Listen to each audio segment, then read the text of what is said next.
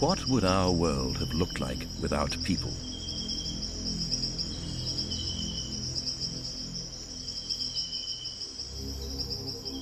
What would have happened if birds, and not mammals, had won the evolutionary race?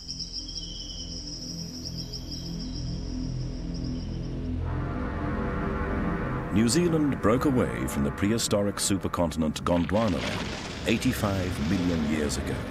It became a tectonic life raft, carrying a tiny fragment of an ancient world.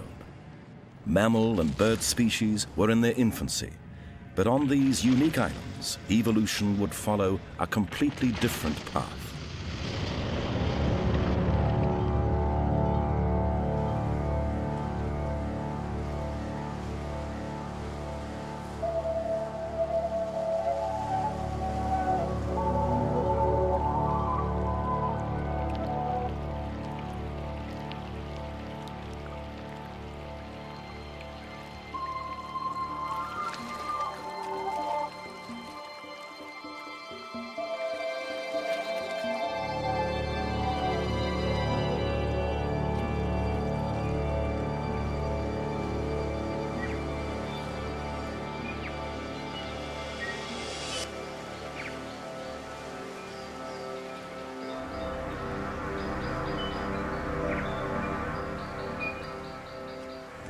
The islands had been isolated for 85 million years by the time the ancestors of the Maori eventually arrived.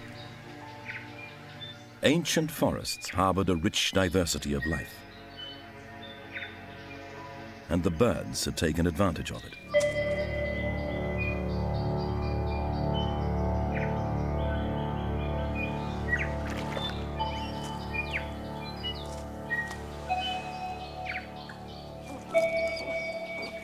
They had adapted to the unique environment, a prehistoric world unlike anywhere else on Earth.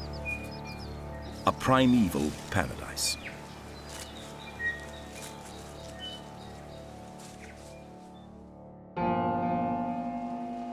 Europeans arrived too late to witness New Zealand's true majesty.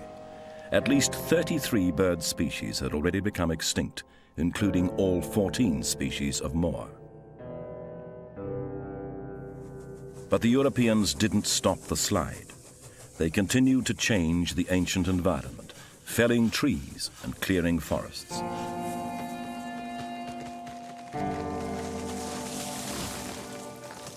They knew little of the creatures that they displaced.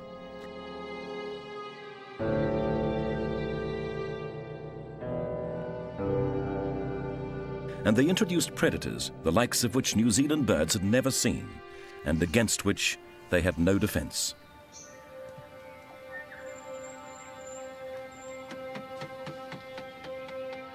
Eventually, people realized their mistake. They understood that if they wanted to save what was left, they needed a life raft.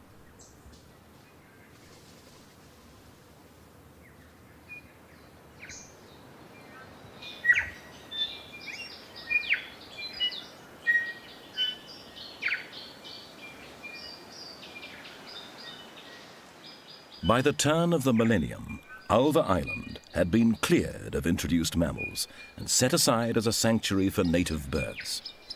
A dense understory had returned to the forest, and invertebrate numbers were climbing.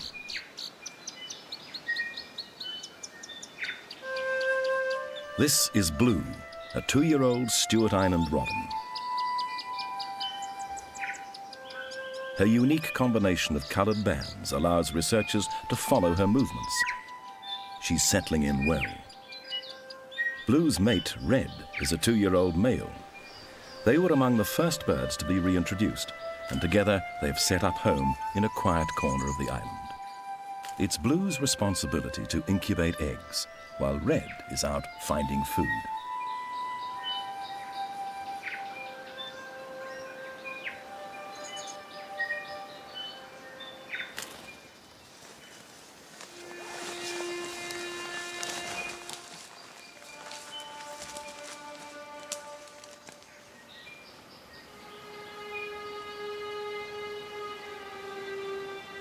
"85 million years ago, Trees similar to Totara, Rimu and Kahikatea spread across Gondwana land. Much of New Zealand was once covered in a relic of this ancient forest, but introduced herbivores quickly developed a taste for the vegetation. Today, free of deer, Ulva Island is slowly returning to its original condition. Lichens, umbrella moss, and orchids cover the ground. And once again, the forest floor is home to a weka. A few million years ago, the weka's ancestors, banded rails, flew to New Zealand. They found a bird utopia. Over generations, some of them began to move further into the forest, eventually becoming the inquisitive, flightless ground nesters they are today.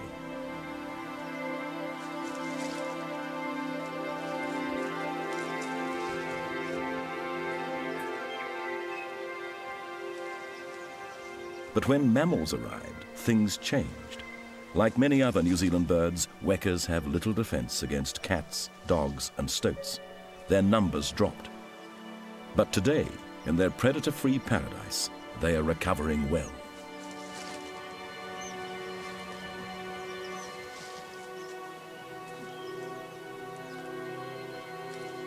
In a single year, with good weather, they can raise up to 4 broods. Chicks are mobile soon after hatching, but they remain around the nest for 2 to 3 days. Their increasing appetites will soon force the family to move further afield to look for larger prey.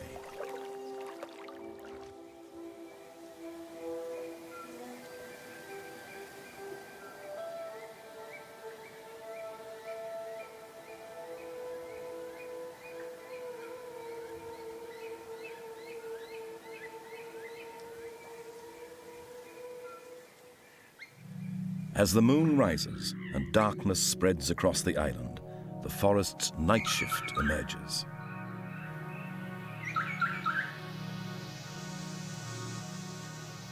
The darkness belongs to the invertebrates.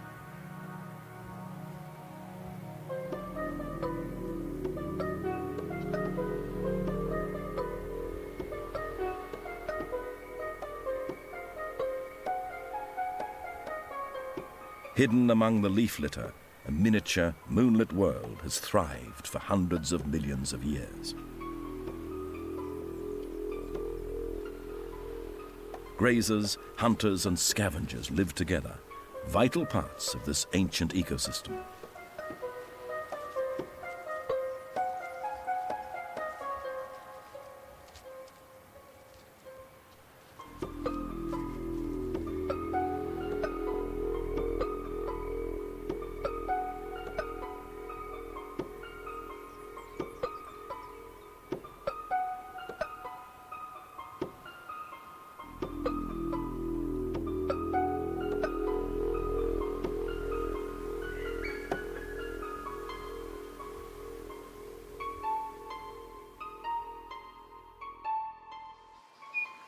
Daylight is dangerous to invertebrates. Birds are early risers with good eyesight.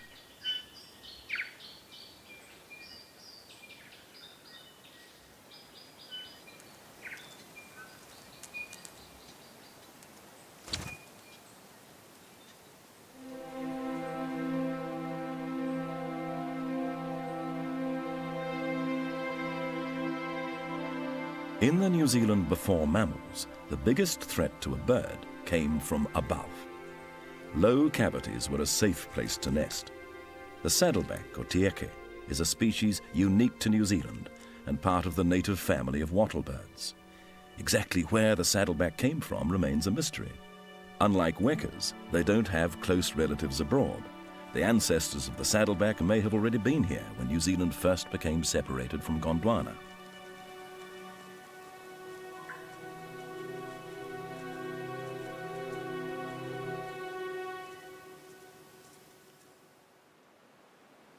"19 days have passed since Blue laid her second egg. In that time, she has never left the nest for more than 30 minutes. Meanwhile, Red has been busy bringing her food and defending their territory.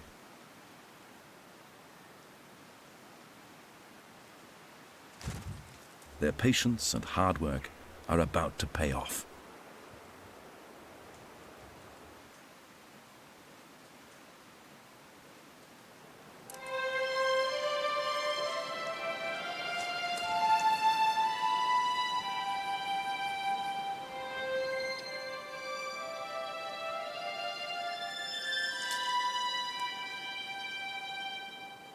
But their timing could hardly have been worse.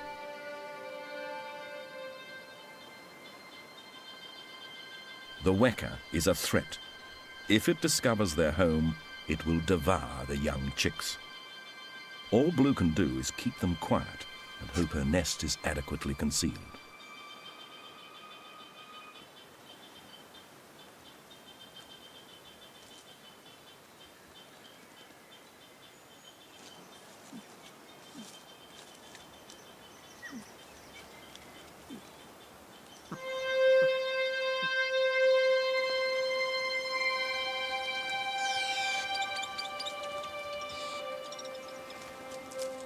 Together, they can hide from the weka, but they can't always hide from the weather. Strong winds tear across the inlet, battering the island. Birds seek shelter deep in the forest, but even here they may not be safe. There's hardly anything between Stewart Island and Antarctica except ocean and ice.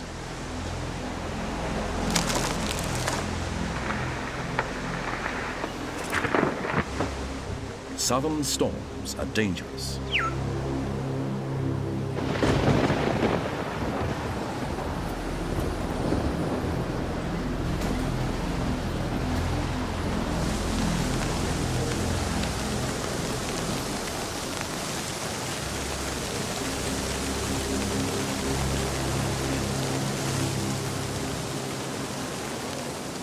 Nesting birds must brave the weather or risk losing all.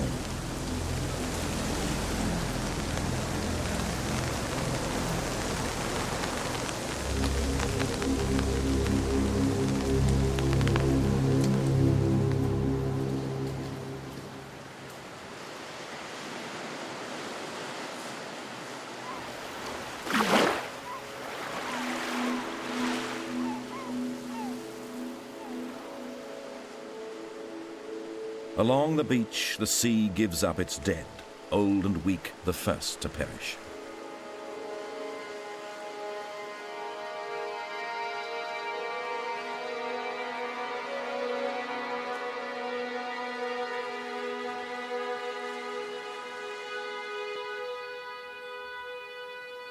Inland, the female saddleback has abandoned her poorly protected nest. This clutch won't hatch. She'll need to start again. Old trees lie where they fell, but their role in the forest is not over. They'll continue to provide homes for many insects.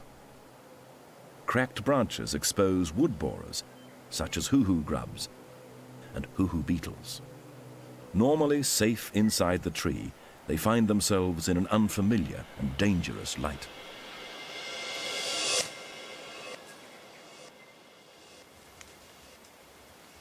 The robin chicks are warm and dry. Red works to satisfy the chicks' ever-increasing appetite. The weather helps by encouraging worms to the surface of the damp soil. Red takes advantage of everything he finds and hides any excess, saving it for later.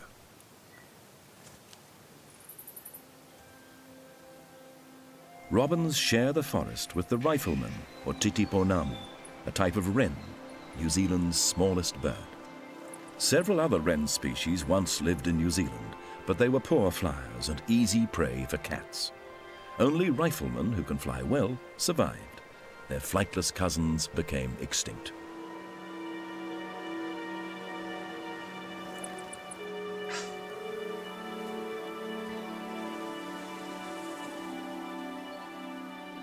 Less than half a century ago, saddlebacks were also at the brink of extinction, numbering just 36. Because saddlebacks nest in cavities, their eggs are easy prey for mammals. But luckily, people intervened, and today saddleback numbers are climbing. They've been given a second chance.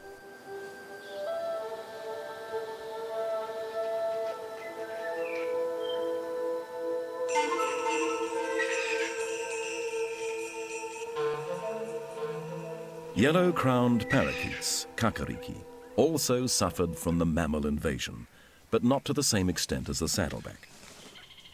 Parakeets flew to New Zealand from New Caledonia about 500,000 years ago. They retained a preference for flight and higher nest sites, two important factors that improved their chances of survival. On a predator-free island, safe nesting sites are plentiful.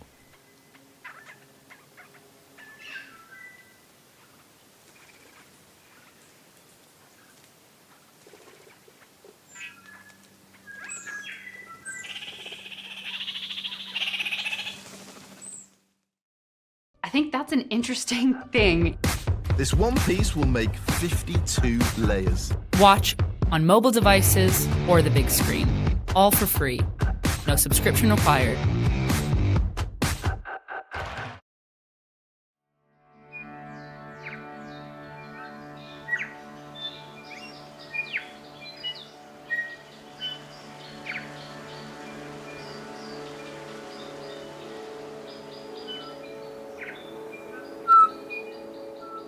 During spring, compared to many forests, there's a notable absence of butterflies and bright-colored blossom here. In this cool, temperate climate, small and white proliferate. In pollination, these white flowers have an advantage. They can use insects, birds, or the wind. The rich nectar pooling at the base of an inaka flower is a favorite food of honey-eaters, like the tui. But flowers are not the only source of nectar on an inaka plant. Hidden under black mold, tiny scale insects tap the plant's sap. The insects' extended tails offer droplets of nectar to passing birds.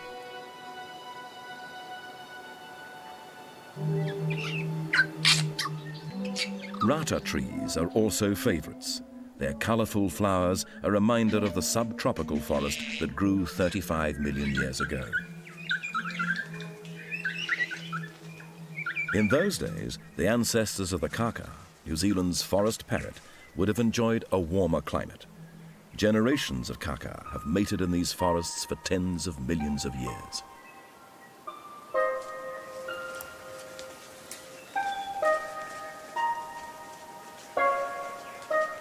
The brown creeper, or piipipi, is one of New Zealand's native songbirds. Before mammals, they led feeding flocks around the forests foraging for food. The flocks included yellow-crowned and red-crowned parakeets, yellowheads, and saddlebacks. An ancient community rekindled on Ulva Island.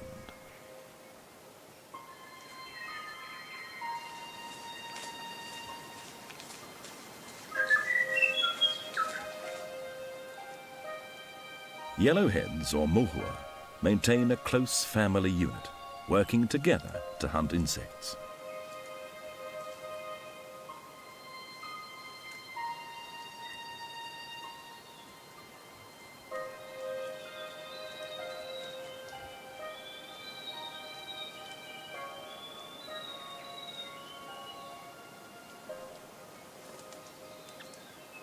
High in the canopy, their eggs have hatched.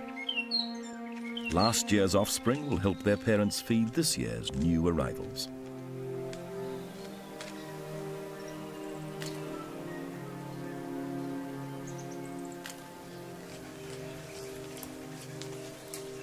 Kaka seem oblivious to the world around them. Their mating sessions can last over 15 minutes, unless interrupted by nosy pigeons.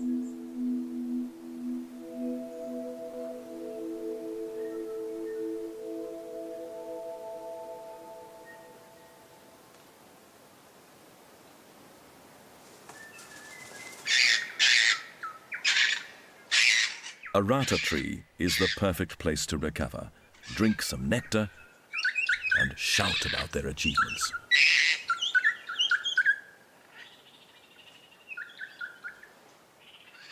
New Zealand birds are not confined to land and air. They have also taken to the water. Little blue penguins, korora, spend their days fishing at sea, only returning to their nests after dark.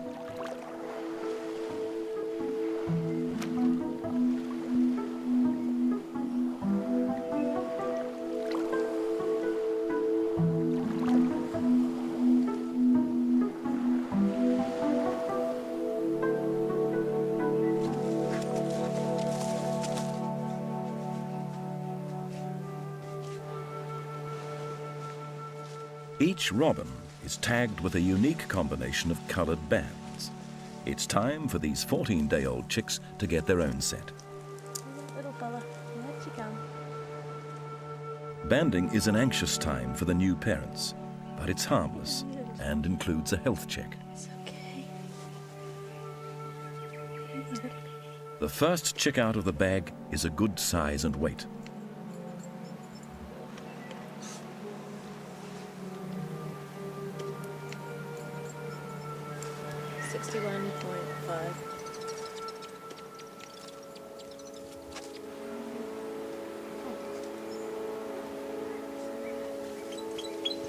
The second is noticeably smaller and obviously hungry. The researchers can't be sure why, but there's little they can do except put it back in the nest and hope it fattens up before fledging.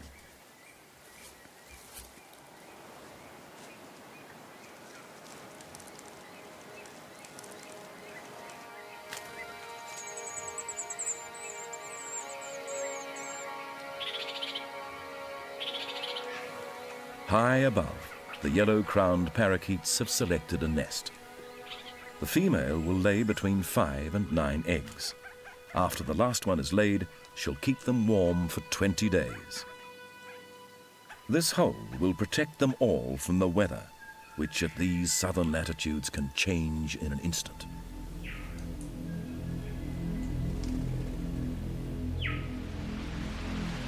A southerly airflow can bring cold rain at any time of the year, and even short-lived showers can have fatal consequences.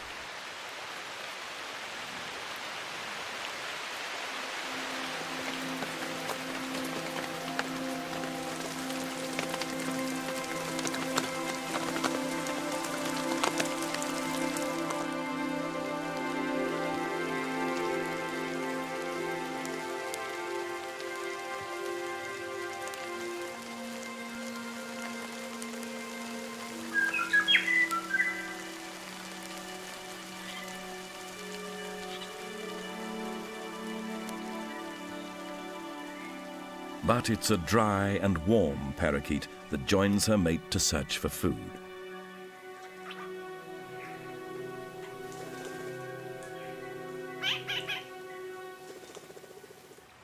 Rain offers a welcome drink of fresh water. Pools on the island are few and far between and quick to drain away.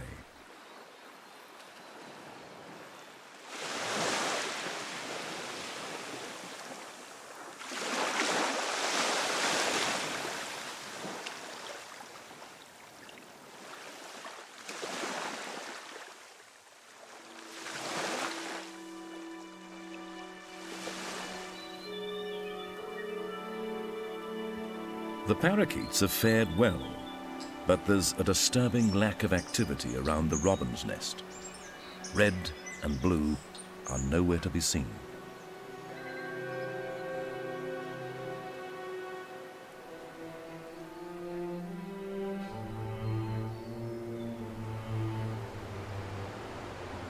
Cold, wet weather tests the mettle of even the strongest chick. This weaker bird had little chance. If the larger chick fledged during the rain, it may not have survived either.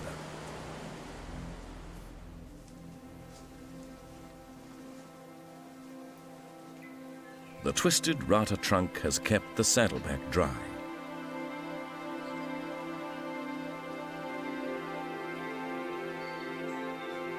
With an attentive partner, she has little reason to leave.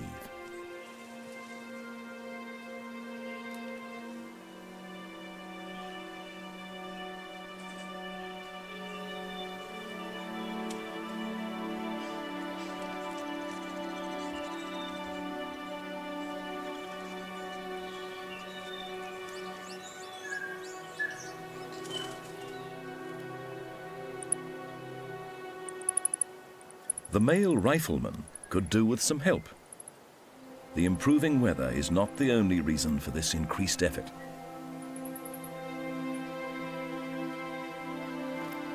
The male returns with food. The eggs have hatched, and the pair has tiny chicks to feed.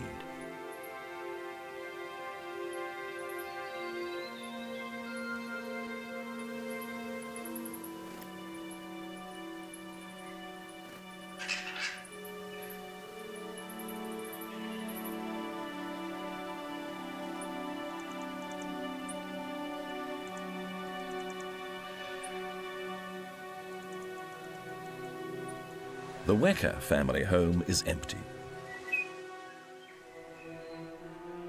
Nearby, the beach has become a classroom, and the youngsters are learning valuable lessons about finding food in the sand.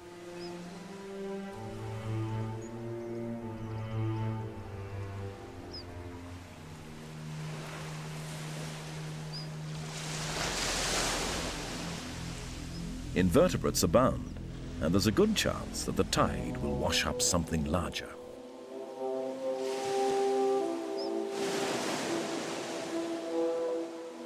Many animals seek refuge on the island's beaches. Far from home, an exhausted leopard seal has become the focus of attention of the male Wecker and some oyster catchers.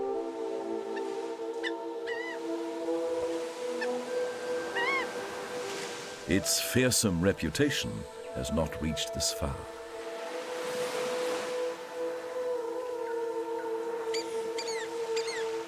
Oyster catchers often attack uninvited guests who stray too close to their nest. But for now, the male is content to distract the intruder by pretending to settle on eggs, while the female, a small distance away, quietly returns to the real nest.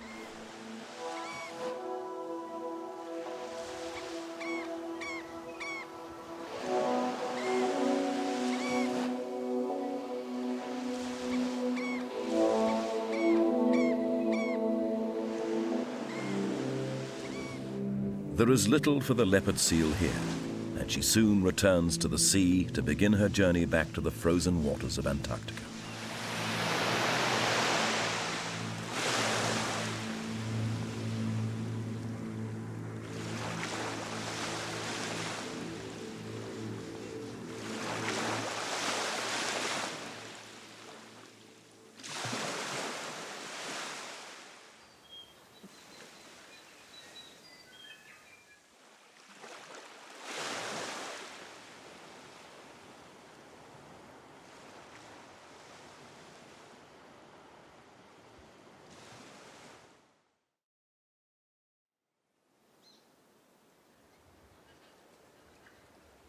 It's a week since the young robin died. Red and Blue have moved a short distance away from the old nest. Although the two birds are close, they don't seem to be engaging in courtship feeding. For some reason, Red is reluctant to feed his partner.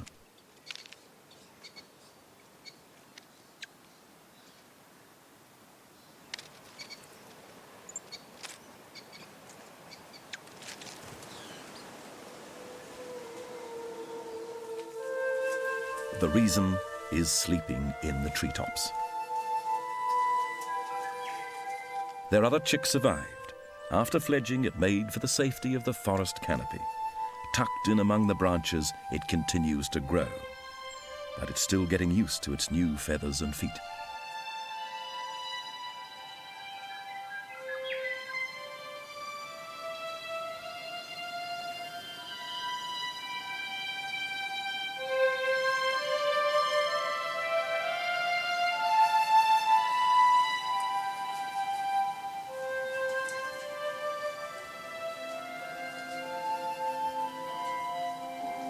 Red and Blue will continue to ferry food until the chick is strong enough to follow them down to the forest floor.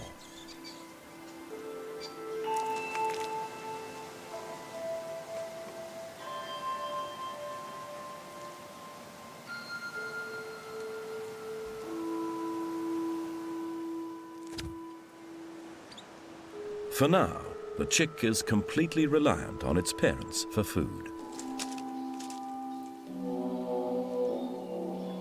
The chick's growing appetite keeps Red busy, and his life is made all the more difficult by the fact that Blue seems unwilling to find her own food. Luckily, Red has a secret cache. These leftover grubs should keep the chick happy.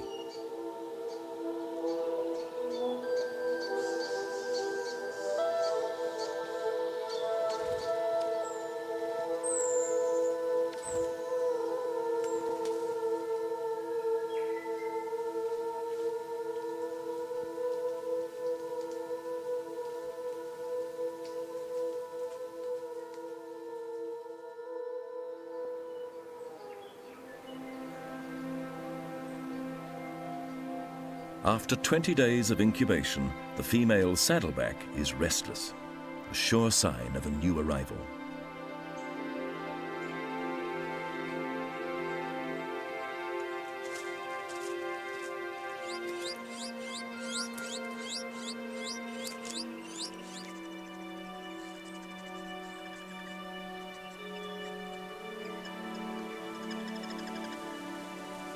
The pair's single chick takes Ulver Island's Saddleback population above 200.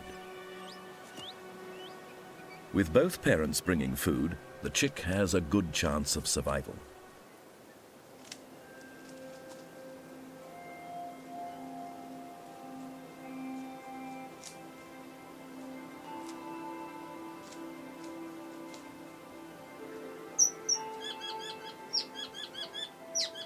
It's almost a race to get back first.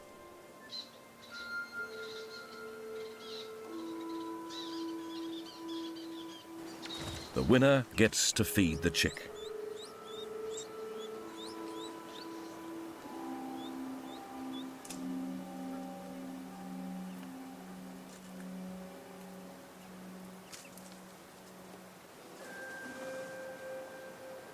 And the runner-up gets to feed the winner. The male's instinct is to feed the chick, and he's more than a little reluctant to feed his partner. But her insistence pays off.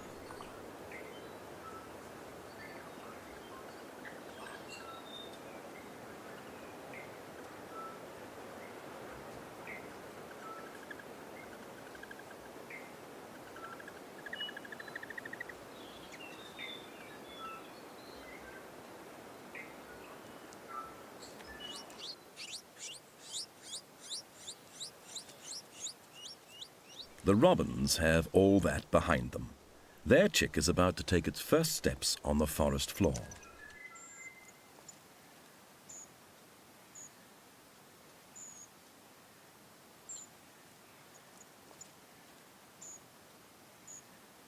Here it will learn its two most important lessons: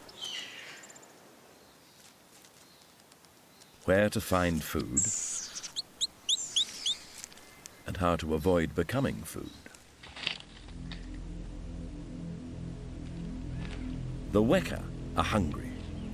The chicks are almost fully grown, and the family has started to look for larger prey. Young birds are on the menu.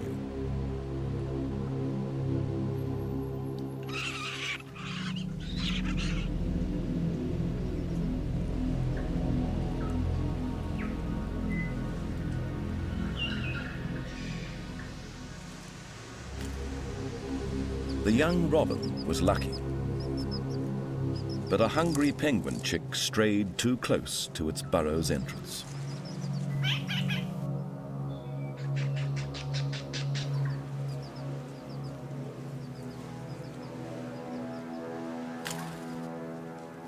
The weka chick watches from the side.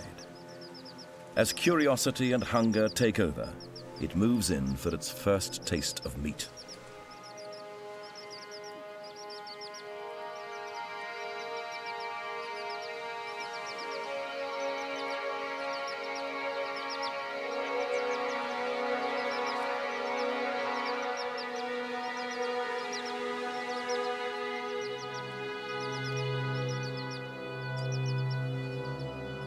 It's soon joined by a second chick.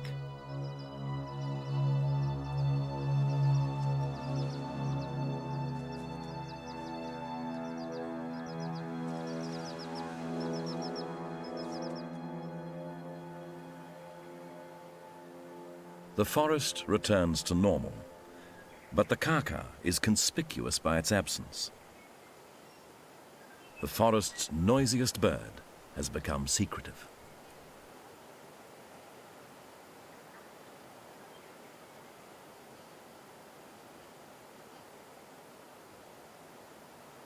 The reason is hidden at the back of a large cavity, a few feet above the forest floor.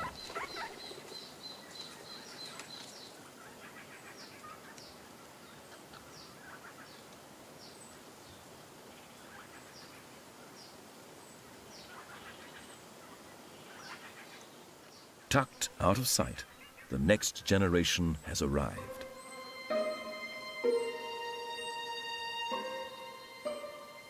After a few more weeks, it too will be ready to leave the nest.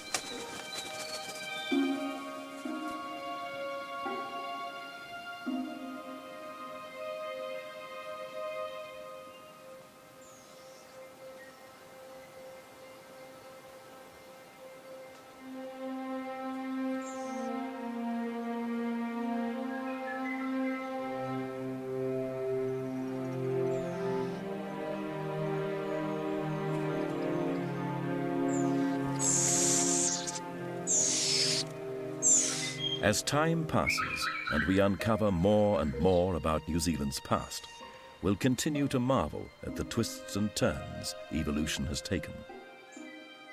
Robins will never again feed in the footsteps of a giant moa. But what we have left is still very special.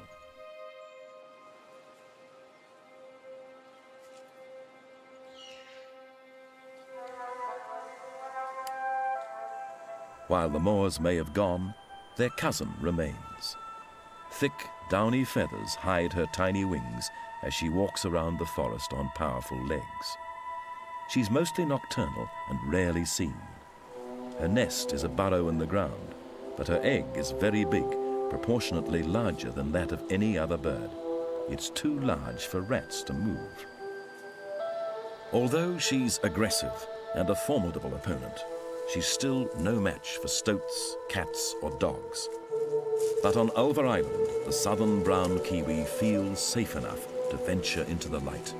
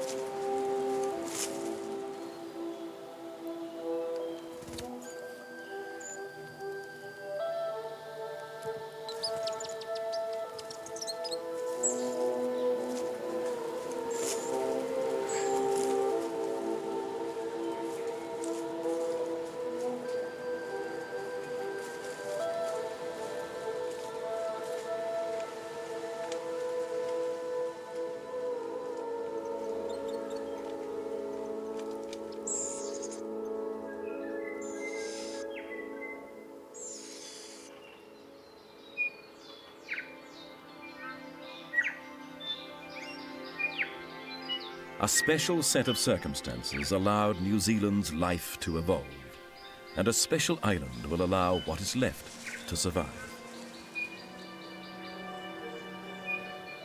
Here, the birds have what they need, and together they'll flourish. They can nest in safety and raise their young as they have done for thousands of years. Here, their future is assured. This island is their life raft, preserving a tiny fragment of primeval paradise.